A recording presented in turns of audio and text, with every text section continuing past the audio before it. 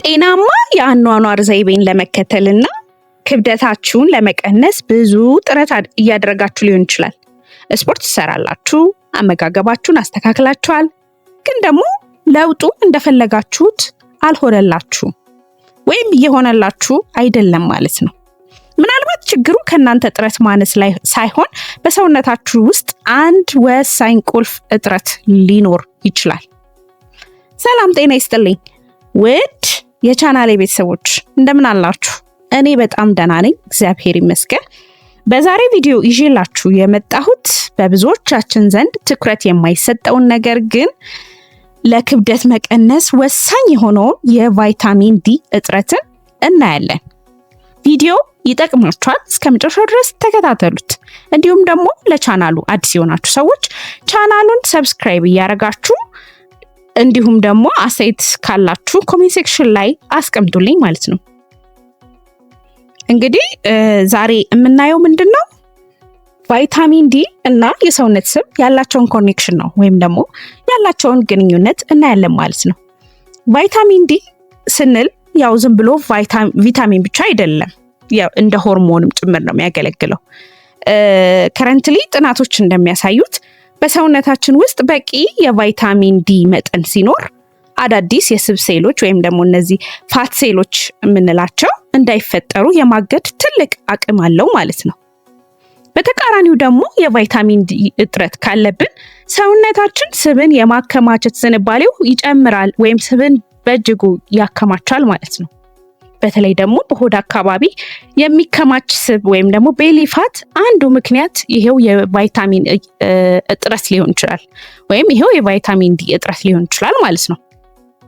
ሌላው ነገር ምንድነው? የምግብ ፍላጎት ቁጥጥር ነው።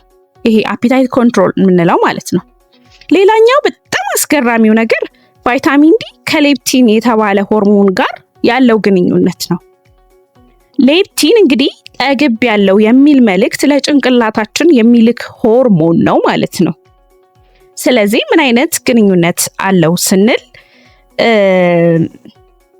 የቫይታሚን ዲ እጥረት ሲኖር ይህ ሆርሞን በአግባቡ ስራውን አይሰራም። ስለዚህ በዚህ ምክንያት ደግሞ ሁልጊዜ የመራብ ስሜት ይሰማናል ማለት ነው። ይሄ ጠግብ ያለው የሚለው መልእክት ለጭንቅላታችን ስለማይደርሰው ተርብ ያለው የመራብ ስሜት ብቻ ነው እንዲሰማን ወይም ደግሞ ተርብ ያለው የሚለው ስሜት እንዲሰማን ነው የሚያደርገው ማለት ነው። ይህም ያው ሳናስበው ብዙ ካሎሪ እንድንወስድ ያደርገናል ማለት ነው። ስለዚህ ቫይታሚን ዲ ከሌፕቲን ጋር ያለው ጥብቅ ግንኙነት ወይም ደግሞ ቁርኝት ነው ማለት ነው። ሌላው ምንድነው? የቫይታሚን ዲ እጥረት ምልክቶች ናቸው። እንዴት እናውቃለን? ምልክቶቹን በምን እናውቃለን የምትሉ ሰዎች ትኖራላችሁ። የቫይታሚን ዲ እጥረት ሲገጥመን ምን እናያለን ማለት ነው? ዋና ዋና ምልክቶች የምንላቸው አሉ። አንደኛ ምንድነው? ቶሎ መድከም እና የጉልበት ማጣት፣ አቅም ማጣት፣ ትንሽ መንገድ ሄዶ እጅግ በጣም ብዙ መድከም፣ ባላንስ ያልሆነ ነገር ማለት ነው እና ሰውነታችን መዛል፣ ጉልበት ማጣት፣ በቃ እንዳጠቃላይ ጉልበት ማጣት ማለት ነው። ሁለተኛው ነገር ምንድነው? የጡንቻና የአጥንት ህመም ይኖረናል ማለት ነው። ጡንቾቻችን መዛል ይጀምራሉ፣ ህመም ይኖራቸዋል፣ አጥንታችንም ይደክምብናል ማለት ነው። የአጥንት ህመም ይኖራል ማለት ነው። ሌላው የስሜት መለዋወጥ ነው።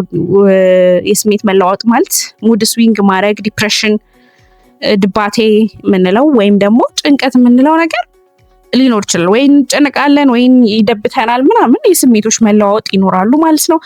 እንደገና ደግሞ በምክንያት የማይገለጽ የክብደት መጨመር ናቸው። ምክንያቱም እንዳልኳችሁ ነው ኢንዳይሬክትሊ እነዚህ ሌፕቲን የተባለው ንጥረ ነገር እንዲሁ